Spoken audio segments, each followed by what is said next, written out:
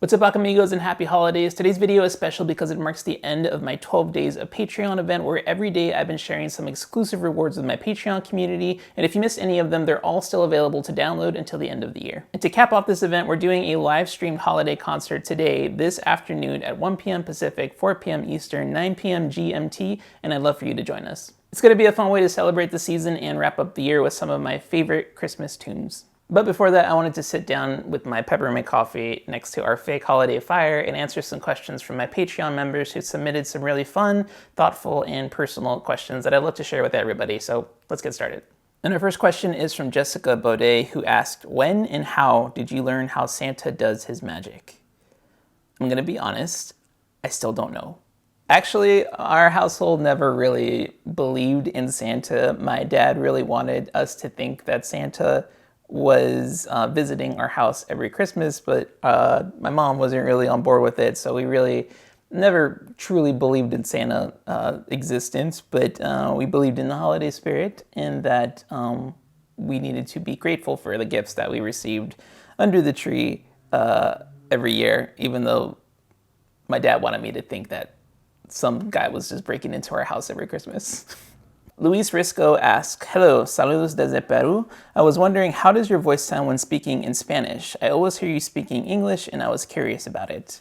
Well, I have been practicing on Duolingo. I think I'm on a 900-day streak, which I'm very proud of. I don't know if you're going to be able to see this, but I'm on 941 days. Okay, I'm not fully confident to just come up with a sentence off the fly, so I wrote something down. I'm just going to read it so you can hear it. Siempre he querido aprender español, pero mis padres nunca hablaban español en casa, así que ha sido divertido aprenderlo como adulto. Mi esposa y yo queremos visitar México muy pronto, así que espero poder tener conversaciones para entonces, o al menos pedir unos tacos. If that was not understandable, don't let me know in the comments. Okay, we're moving on to Ocarina specific questions now. Zeta asked, have you ever considered making your own Ocarina? I actually have attempted to make my own Ocarinas over a decade ago. I bought a huge slab of clay and I experimented with just learning how to make voicings and the tunings. They were not very good. I did not really get a grasp on how to do the proper voicings. However, I do really want to start making ocarinas next year. It's one of my 2025 goals. And it's just a lot of practice. Like, I obviously have a pretty huge collection of ocarinas, so I have a basic understanding of how the shapes of the voicings and the tone holes and the sizes affect the sound of an ocarina. I just have to sit down and do it. So let's see if I can make that happen next year. Kaylee Malone says, hello, I was wondering if you have a favorite ocarina or ocarina maker, and what kind of mic would you recommend for someone just starting out? Great questions, Kaylee.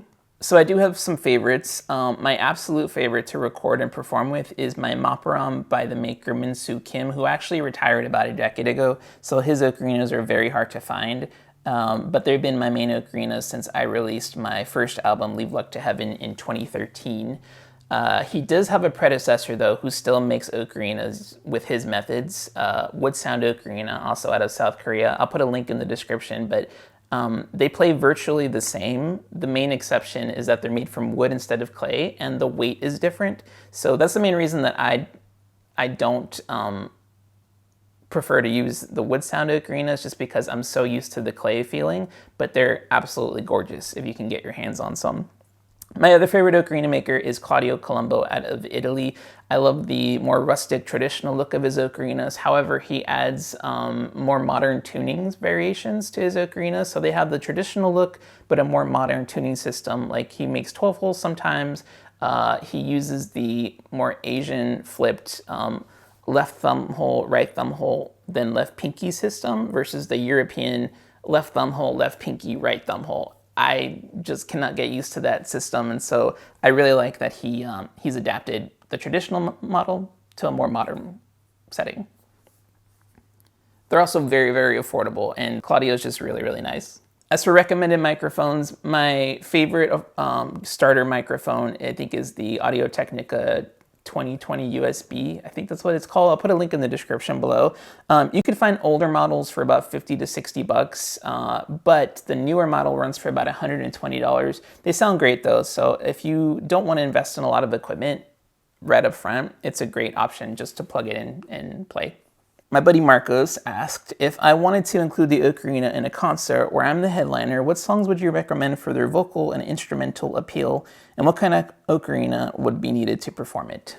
Pretty much any jazz standards are going to work well, because basically how they would usually work is you have the singer sing the main verse and chorus, and then there would be like an improv break for the band. And typically that's what I would do. Is like, one of my favorite songs to sing and play Ocarina is Fly Me to the Moon, because there's like a little interlude between the chorus or I guess it's just between the choruses. Yeah. And so when I've sang it in the past, I would sing the lines, then just bust out my Ocarina, and I have a really funny video of performing this live a long time ago, actually. And then they didn't know I had an Ocarina. I think it was just like an open mic. And so I'm singing it, and then I just pulled the Ocarina out, and everyone like started cheering, and it was really, really cute. Yeah, I don't have the songbook that you mentioned. So what I'm going to do, Marcos, is I'm going to look at some of my favorite jazz standards, and I will just put those in the description, I guess, the ones that I've for sure sung and played in the past. As for the Ocarinas, it really just depends on the song that you're singing. If you want to sing like a more upbeat and fun, whimsical one, check out Tu veux faire l'americano from the 1940s or 50s, where it's the da da da da da da da da da da da. There's an ocarina in that piece, and it's a really high-pitched one, but it's kind of a silly upbeat song, so it fits. So you really just have to think about like, what are you trying to get across in the song, and then pick the right ocarina for that. All right, moving on to my musical process. Nurse Guedo asks, what inspired you to choose the ocarina over all other instruments, and what inspires you the most to this day? Also, what are your biggest tips on finding or composing new music to play? I'm going to answer the first question first. So I actually play about 7 or 8 instruments. I first started on the piano when I was like 7 or 8, and then I picked up the guitar when I was 18, and I started playing the ocarina more seriously when I was around 20. Since then, I picked up ukulele, melodica. I went to college to become a vocal performer, so I also can sing, and then I just do like various percussions. So why I leaned towards the ocarina was because, one, the nostalgia of it. Obviously, like, I discovered the ocarina through The Legend of Zelda, and that has been so meaningful to me in my life and my growth, that I just became attached to it, like many people have in the past. And then it came so natural to me, and it became such an easy way to express myself that I just leaned into it hard.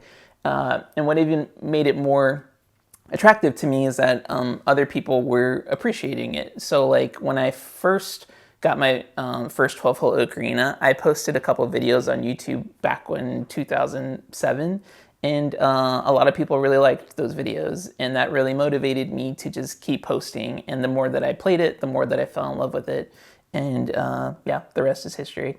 What inspires me to this day is, I think, a couple things. Connecting to people who not only love the ocarina as much as I do, but just people who enjoy hearing good music. I love performing for people. I love composing new music. So usually I have a couple new EPs coming out very soon of some original music that was inspired by some very deep and personal life events.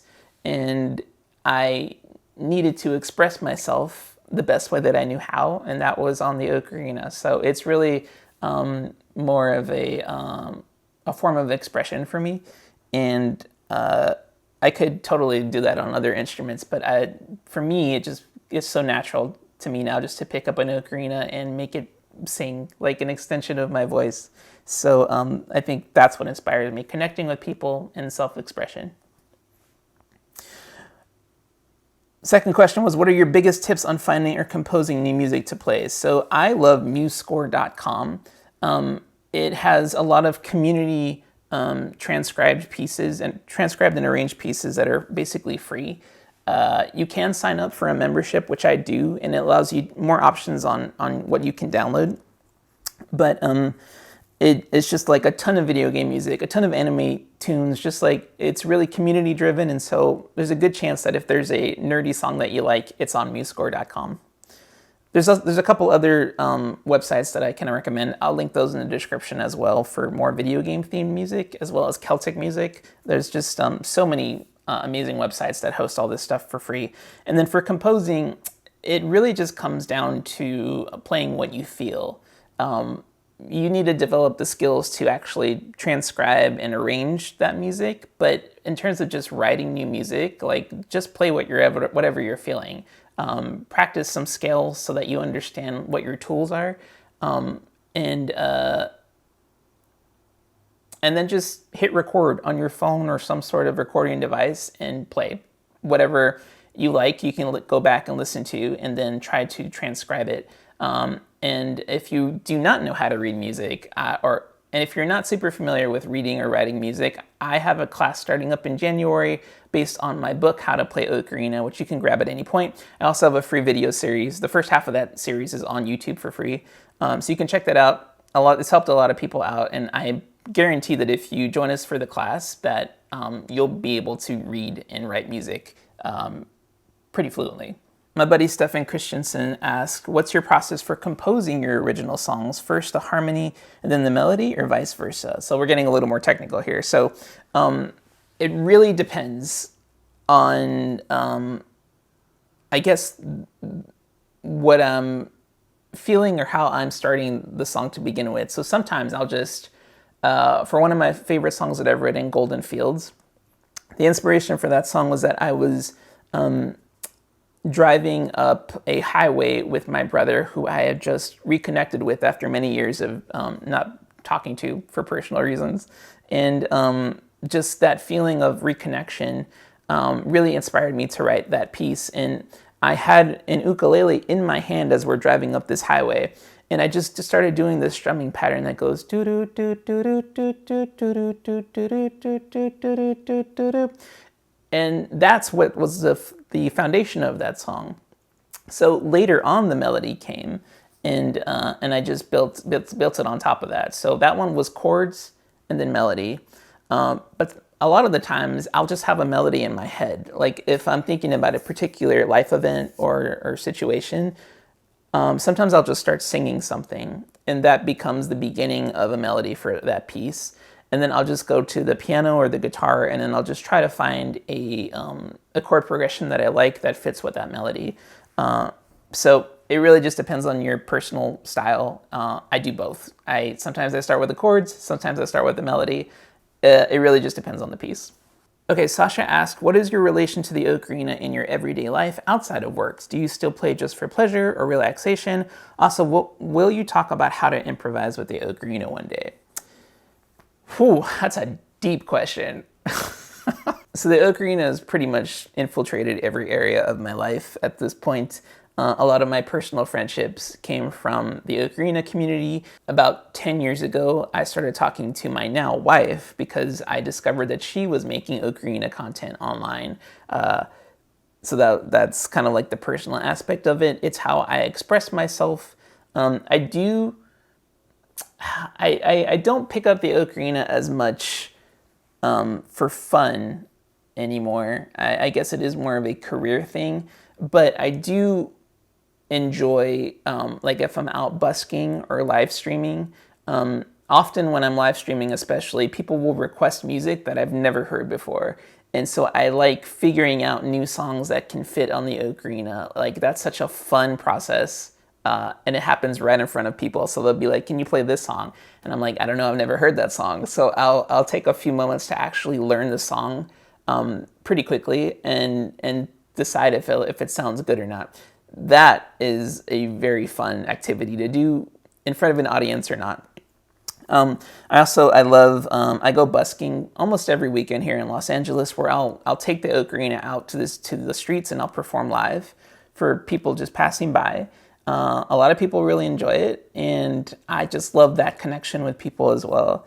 I'm kind of obsessed with the history of the Ocarina, and I'm finishing up my Kickstarter project for an online Ocarina museum and photo book. And I love just learning about random facts and history about the Ocarina in general, because there's so few resources about the Ocarina and its development since the 1850s. And so I just try to gather as much of that information that I can. Also, I love collecting ocarinas. That just gives me so much dopamine. Every time I get a new ocarina in the mail, I'm like almost up to 500 at this point, and I love just messing around with them and testing them. I love learning about the history of them, and I'm finishing up a new photo book and online website that we did a crowdfunding project for to fund, where I get to take my decades of learning about the history of the Ocarina and put it all in one spot for people to learn from and to use as a resource. So it's completely taken over my life, I guess. Your second question, will you talk about how to improvise with the Ocarina one day? Yes, absolutely. Next year, I have a goal to actually create an online course teaching people not only how to improvise, but also how to play music by ear. I feel like there's a lot of material lacking in terms of teaching people how to just pick up music by listening to it. A lot of people can do it naturally, just it comes very easy to them, but a lot of people can't. So I want to create some materials that teach people how to play by ear, how to improvise, how to transcribe music and how to arrange it, how to transpose music. That one I think is very much overlooked, and that would be very helpful to people. So by the end of next year, I'm hoping to have a few online courses that will help in those areas. All right, so this next one's a little bit deep. Rebecca Ober said, how do you deal with the long-term slumps of not wanting to play? Long story short, about a year ago, I had a major abdominal surgery and couldn't play without pain for several weeks. I was spiraling big time, and playing just lost its joy, and it hasn't really come back. I'm sorry that you had that experience, Rebecca. I guess I had a similar thing happen during the pandemic where I started getting these really terrible migraines, and I couldn't play music at all, and that was pretty awful. I also, depression hit me very hard during the pandemic, which I'm sure it did for a lot of us. And so I wasn't in the mood to play. I had physical pain, I had emotional pain, and I just lost most of my motivation. It really just comes down to feeling inspired, and there's a couple ways that you can do that. I think you can replay old video games, some of your favorite things, games from the past, watching lots of movies, listening to modern music or classical music. Just listening to music in general always inspires me to pick up the ocarina and try things out. Challenging yourself, I think, is also very helpful. Like, if there's a song that you've always wanted to learn but you just always found difficult, just challenging yourself to take it up and try to knock out a section at a time. Getting a teacher is also very helpful because it provides some accountability. They can help you on your trouble spots and even suggest some pieces that you might not have thought of before that could not only be fun to play, but also helpful in developing your ocarina skills. So you can also do challenges with other groups over on Patreon, actually. We're starting to do a song of the month every month, where anyone who's a member, you can be a free member or a paid member, can join us on playing a new song every month. And this past month, we're doing Green Slaves, What Child Is This, for December. And I provide the sheet music for free, and you guys can just practice it. And then by the end of the month, everyone submits a video of them playing. Those are always fun, those community group challenges. So yeah, lots of different ways. Play old games, listen to music, watch movies, get a teacher, or join a community. That'll make it a little bit more fun for you. My buddy Moritz asked, hello David, what do you remember being the highlights of your European tour back in 2017? Would you consider doing another one? I love this question. Back in 2017, to promote, what was I doing? Why was I touring in 2017? I think I had a new EP out, I believe, called Ocarina Road. And I was I was touring to promote that music, and I was going to the Ocarina festival in Budrio every other year. And so after I went to Budrio, Italy, in 2017, I arranged to have 5 or 6 concerts around Europe. So we went to Austria, to Germany, to France and Belgium and England, and just had like, oh, in Switzerland. It was incredible, and I was there for a month in Europe doing this, and just so many amazing memories. I filmed everything, and I just never sat down and edited it. So maybe that's something that can still happen in the future. But I loved getting to stay with friends like Moritz. He hosted me in his home during that tour and arranged a small theater performance for me, which was really, really fun. I got to just connect with other Ocarina players in every single city that I stayed, and we actually got to jam together. That was so much fun. One of my absolute favorite memories was early in the tour. We were on our way to the festival in Budrio, and one night we stopped in Florence, Italy, and that night we went out after dinner, and we were just kind of like taking in the whole city, and we heard some singing in the distance, and we followed it and found this like college choir just singing as they walk through the city. And if you've never been to Florence, it's just this really beautiful small city that has these huge buildings made of like these white marble, I guess, and their voices just like echoed through the entire town, and I just remember coming to tears because it was so incredibly moving being surrounded by these angelic voices. And yeah, I'm never gonna forget that. But the whole tour was absolutely unforgettable. And now we're on to our final question from my longtime supporter, Anna Maria. And she says, greetings from I can never say this, Saskatchewan, Canada. Are you still interested in collecting older/antique ocarinas? I got one in a Secret Santa, and while I love it, perhaps I would be better appreciated in your upcoming Ocarina museum. P.S. Ever consider visiting Canada? My home was always open for ocarina jamming and goat snuggle sessions. That is very, very sweet. Yes, I am always open to receiving antique ocarinas. Like I said, we are finishing up this huge Ocarina museum project, and my goal in the next 3 to 5 years is to actually open the first American Ocarina museum, physical, in-person museum.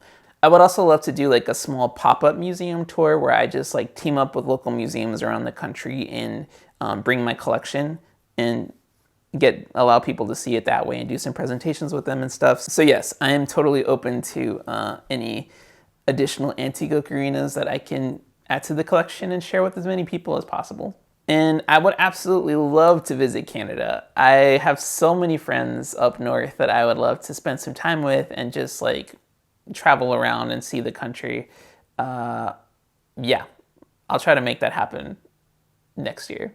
One bonus question I totally forgot about. Nurse Guido asked, I love your cover of Como la Flor. Do you have any plans of doing more Latin American music? Cumbia specifically has a lot of flute. It would sound spectacular on the ocarina. I agree. There is a severe lacking of Latin American music on ocarina, and I actually have composed 3 pieces that are Latin inspired. I did one called The Bumblebee Bossa off my last EP, which is a bossa nova. I did Ramos de la Vida, which is a mariachi song, also on that same EP. And then, wow, there's actually 3 on that same EP. I also did El Corazón del Sol, is a salsa inspired piece. So I have been leaning more and more towards Latin American music, and I would love to do more in the future. Actually, I did a really fun cover of a sonic arrangement almost like 7 or 8 years ago of I don't know if it's cumbia or salsa, but I'll link that in the description. That was fun. And actually at the concert right after this, I'm gonna be performing a Latin-inspired Christmas song, so I hope you guys will join us. That's gonna do it for this video. Thank you so much for watching, and a big thank you to my Patreon members for all of their great questions. One more time, you can download all of the bonus offerings from the 12 days of Patreon until the end of the year. And if you join today, you can also get 20% off all of my annual memberships, so don't miss out on that because there's gonna be a lot of amazing things happening next year. Merry Christmas and happy holidays to you and your loved ones, and I'll see you guys in the next video.